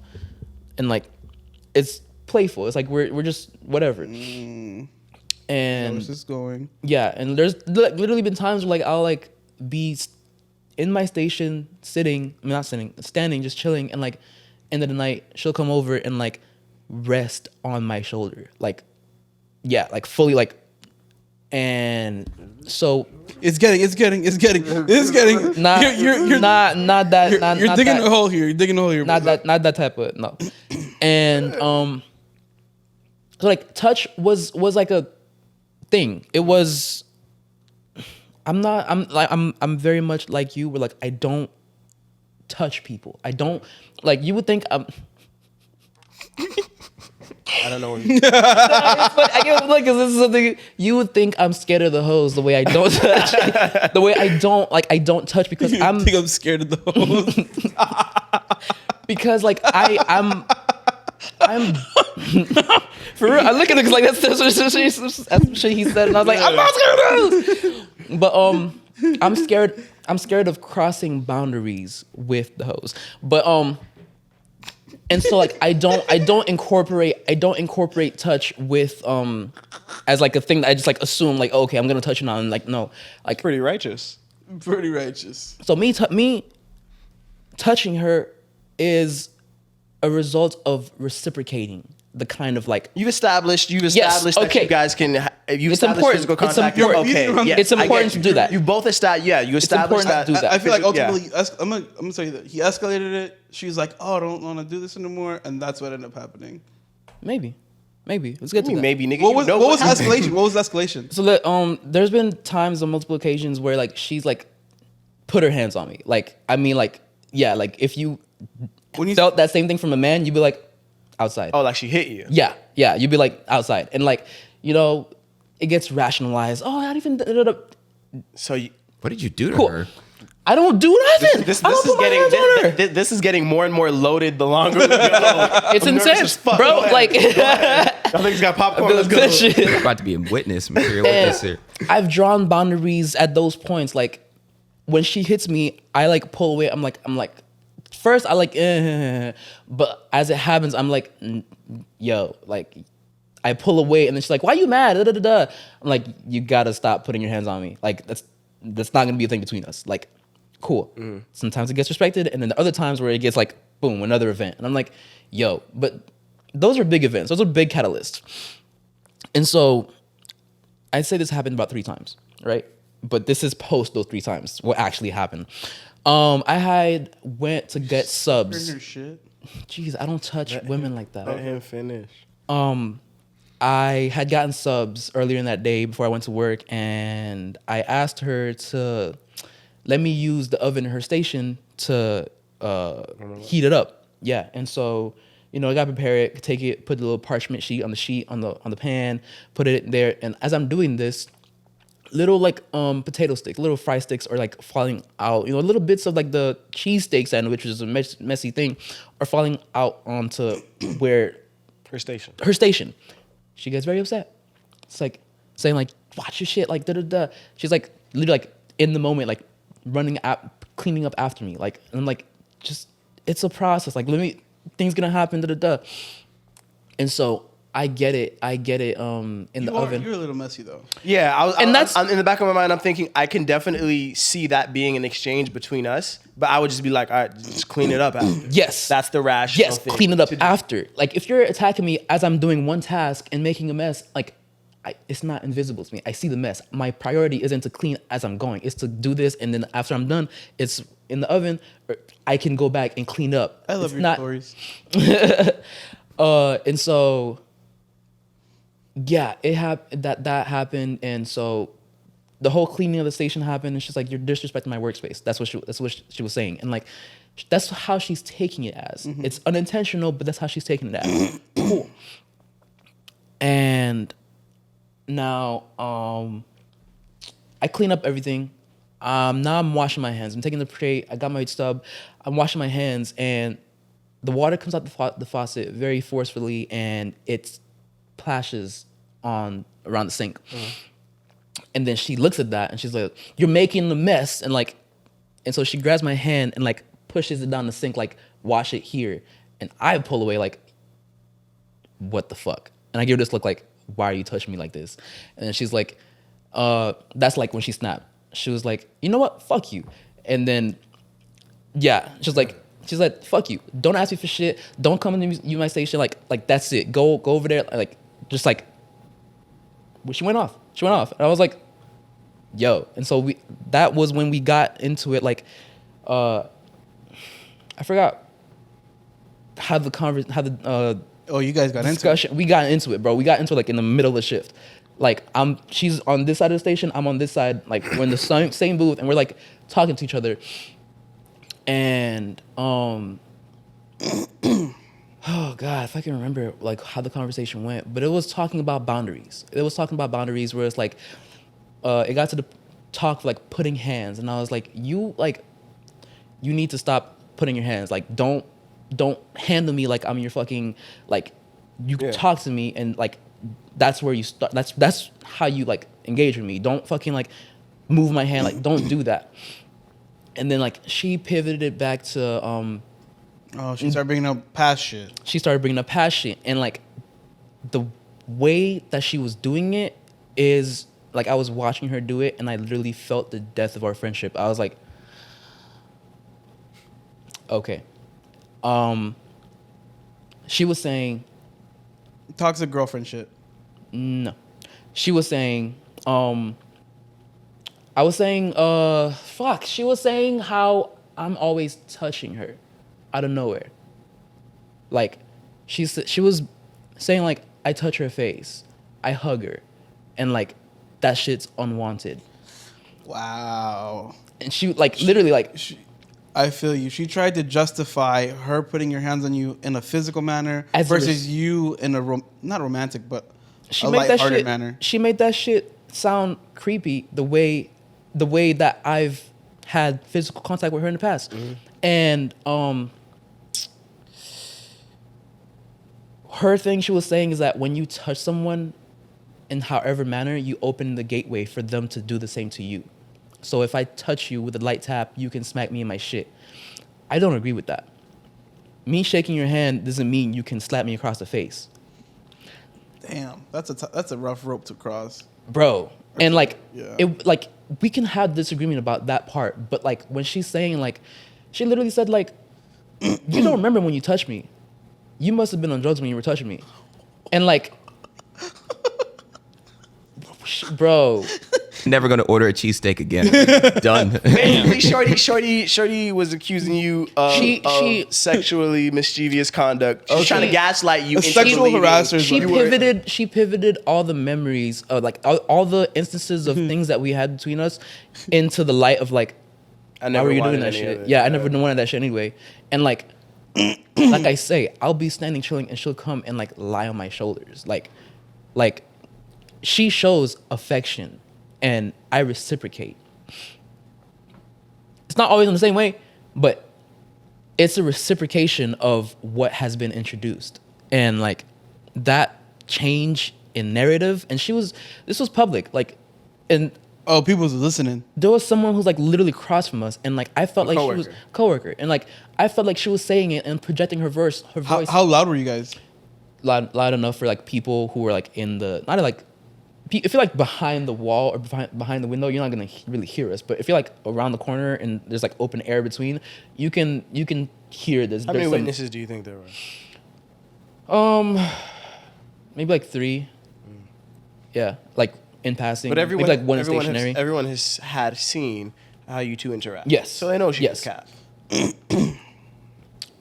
Whether or not, yo, you hear a woman say, yeah, literally, that's the thing. Everyone's gonna be like, yo, Yeah. you need to check yourself. And, like, he'd be as the negative, and she'd be the you know Yeah. what I mean. It doesn't matter what my side, what I'm saying, yeah. like, this is why it's like, See, and that's why I'd be like, I gotta speak up against the bullshit. Because And, like- I'll be the one person come around the corner No, like, but hey, the shorty. thing is but like, Esper still like it's a woman's word and how she feels versus if she and- says and like I understand he's been that. touching me creepily this whole time, and like, that and I'd be like,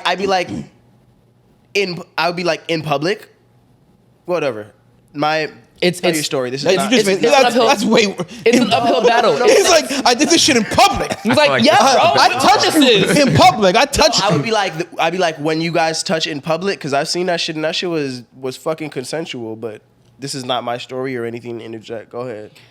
Yeah. So, the thing about it for me, like, what kind of like drove the nail in the coffin wasn't just the pivoting of that, but like the You must have been on drugs.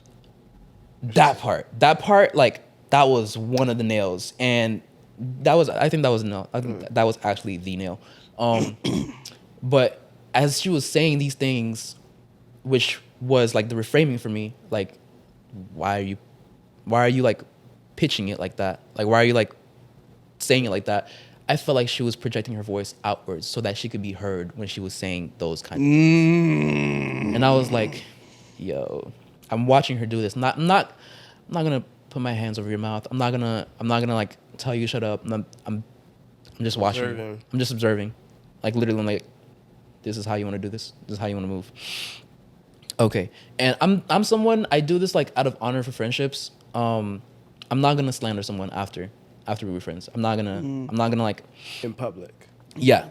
If I'm telling a story, I'm going to tell it as objectively as I can, and I'm not gonna like, In public. No, not gonna slander them. I tried not to laugh. I was like, I saw you. Not gonna slander them in public. yeah, I'm not gonna like spread word about you that you would guys make other say people it like that. You're not gonna talk public. shit about them. I'm not gonna In public. I'm not gonna spread. The homies gonna know. That's the line I'm trying to draw. okay, I'm gonna talk shit about you in private, but I'm not gonna ruin your public image.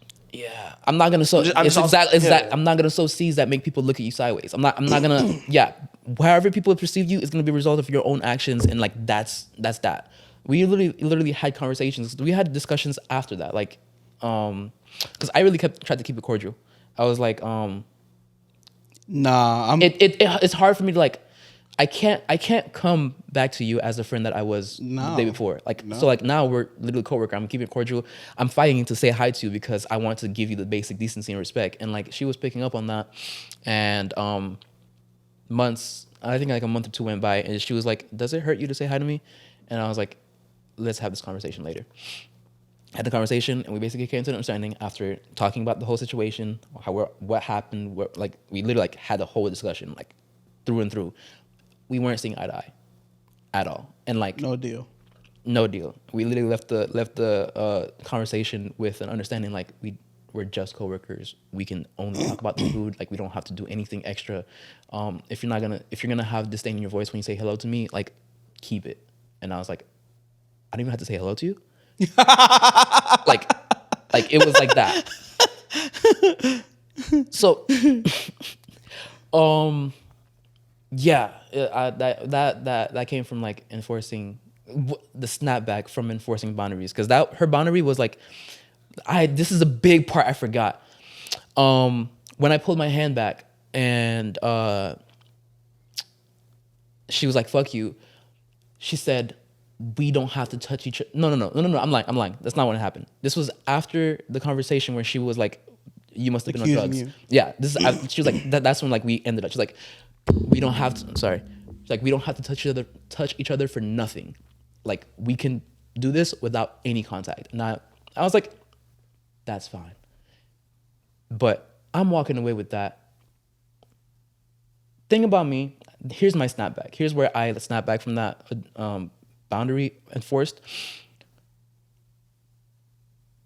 If you're gonna diminish the capacity that we can interact with each other, or we can have a relationship in the way that like you see fit, and just take that take that from me, like that, like, and that's cool. You can do that. But if you expect me to show up as the same person in that scenario, Yeah. I'm gonna adjust. I'm gonna adjust for the person that I'm going to be. Or they are. Yeah. So like if you tell me like it's like if I were to tell you like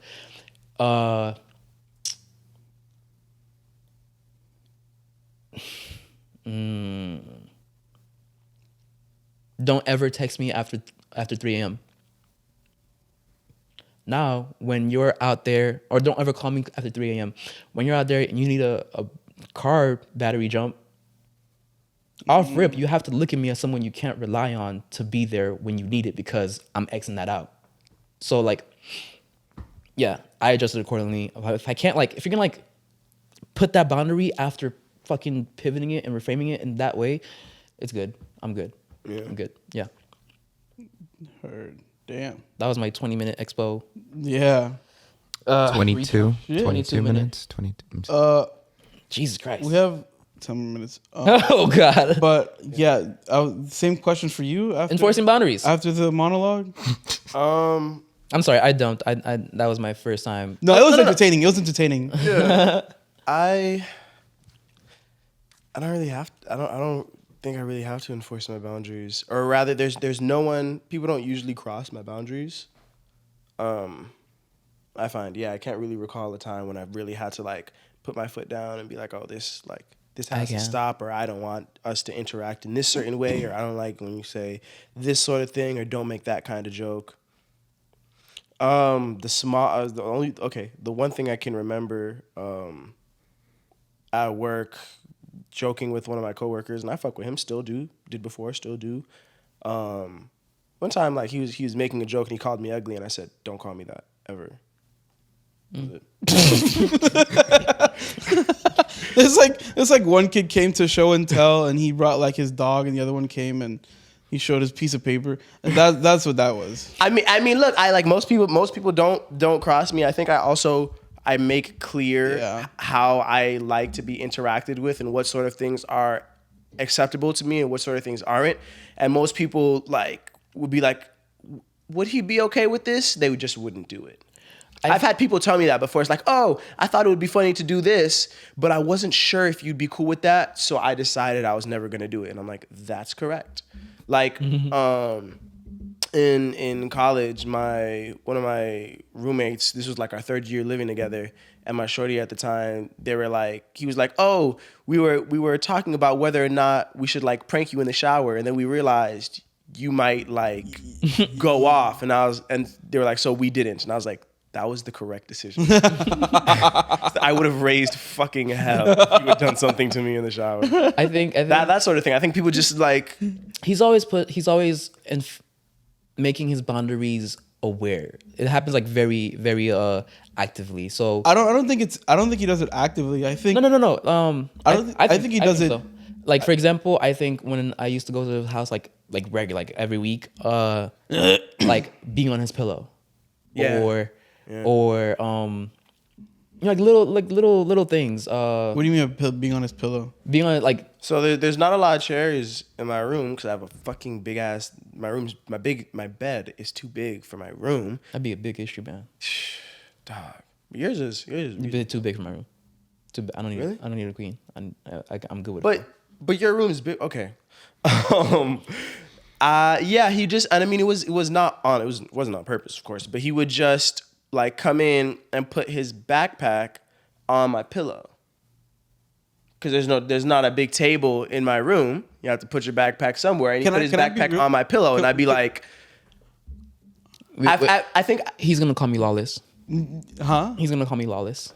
Lawless? No, lawless isn't the word. You're naive, or not naive. You're oblivious to some of the things that would piss someone off, and that's something obviously I feel like, especially knowing Esper and his.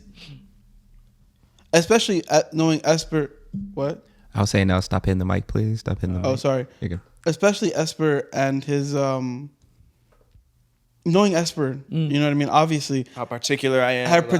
Especially with someplace as meaningful as his room and where he sleeps, you know.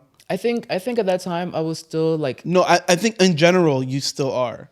I disagree. I think he's gotten a lot better. I'm aware.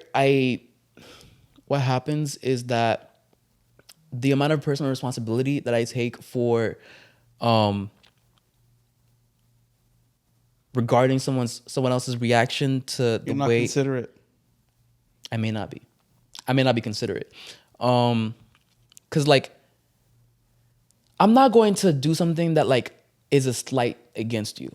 It's never gonna be like against you. Intentionally. Yeah, it's never gonna be intentionally. If something like irks you about the way that I'm just like maneuvering, navigating, then like, am I going to fix it to make you more happy? Am I going to like minimize however I'm expressing myself? If it's like, put a coaster on the thing so it doesn't stain someone's table, I get that. You tell me that, I'm not gonna like look at you sideways. But if you, I looked at him like, if you tell me not to drink orange juice at night, that was a thing. And when I have my own place, that will also be a thing. Orange juice is not a nighttime drink. Wait, you didn't let him drink? You didn't let him drink orange juice at nighttime? I think he.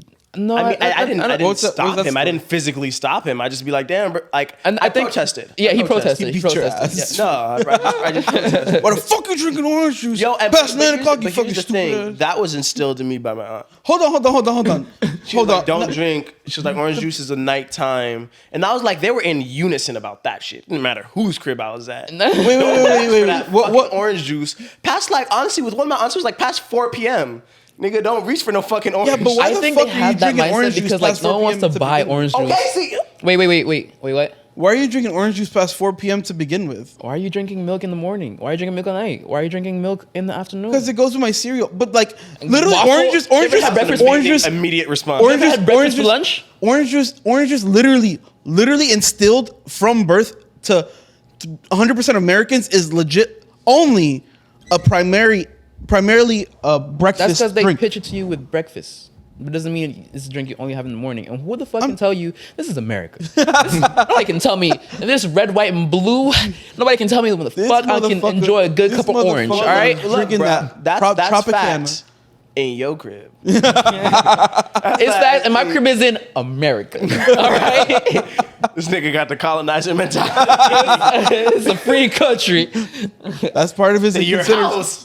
Motherfucker, this is America. Motherfucker, This is my it's home. not country. So you think you've gotten better at it?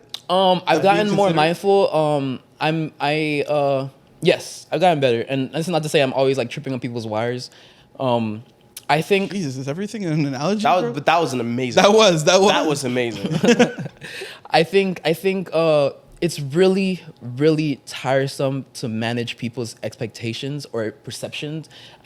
Every time we get into like a discussion about what people think, I always have this idea like that's their own responsibility, and I don't.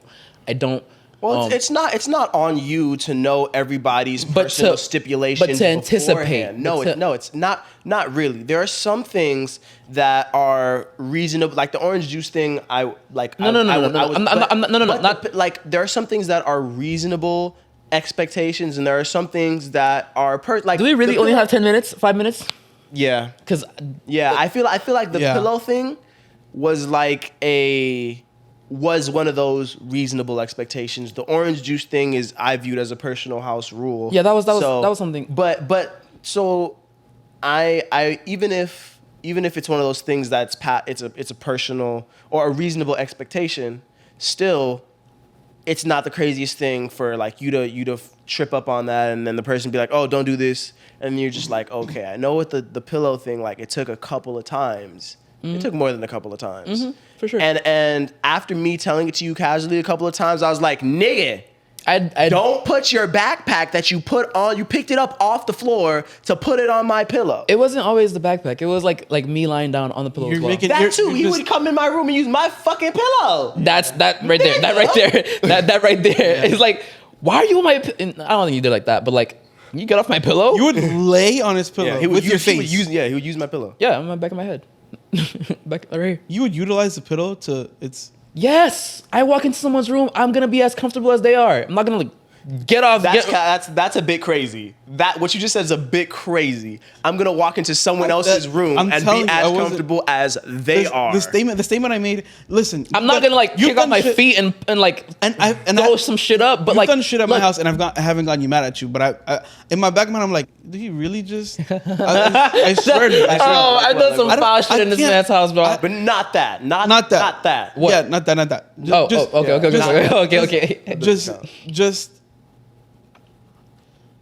And like, I can't give you an exact, and I'm not even gonna tell you because there's a high end of this too. It's not just some small shit. There's small shit I just can't recall. I recall everything. Do you really want me to say it? No. I know what you're saying because it's some wild No, shit. because I know what you're thinking of. And Oh, it's not that. It's not that either. It's something else. At my birthday. At your birthday. He doesn't know. Oh, story. the like I was drunk. I was pissed drunk. That was Halloween. That's not what we're talking about. That's At your what I birthday. know. Oh, okay. He doesn't know the other thing then. Yeah, I guess I don't know. Was this with my ex? Yes. Oh, I know that. Then I know. Okay, never mind. Okay. but it's none of those. But Wait, it's- he didn't have. Sorry for our listeners, viewers. We're being very vague. Yeah, we're gonna cut that whole part out. We're gonna cut that whole part out. We can't give you more info, but he didn't get the okay. From He did. before, way Yes, before. Yes. Yeah, yeah. And Or was it the Not fact way that before. It was the fact that it was like, he thought to ask you? yeah, The fact that he asked you. I I get. couldn't be mad. What I was high. And that's the thing. I'm like genuinely myself. Like with this shit. No, but listen, let me tell you, maturity is not only is it the confidence you have, but it's the consideration. It's the consideration you have for other people. So you can be as confident as you want being in someone's room, but if you're not considerate about their boundaries and how they feel about you doing XYZ, I don't think you have like really good maturity. And I'm glad you say that. That's a good point. Yeah, I because I got to come from my self-help book. It's I know. I can tell when you're saying a quote or not. You talk differently. Do I? Your cadence is different. called your shit. Damn. I can tell. Damn. I'm not even just saying that. Genuinely. Nigga put the lamp on your As ass. soon as you said maturity is, okay, Wow. he's pulling back. He's pulling from memory. That's left brain. I think it looked up to the left. Did I look? Did I look to the left? Well, I'll rewatch it. I and will see if say, I did. will say, I think when it was happening, when I noticed it was happening, I attributed it to like my brain forming. I'm like, sorry that I make this like you versus us. I think I don't. Because I did it with you and the whole situation, and now We we're do doing it often, but it's It's not like it's a high pressure situation. Oh, okay. we gotta grill this nigga. Man, next episode